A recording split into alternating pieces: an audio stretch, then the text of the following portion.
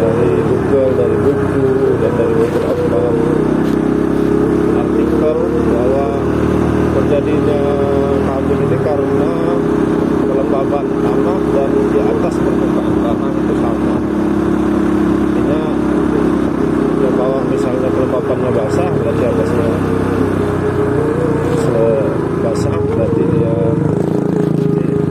kabut. Nah, diskusi ini sudah tidak kabut lagi, sudah tidak kabut lagi nih. Ini masih dalam lubang perjalanan ke sekolah Basung.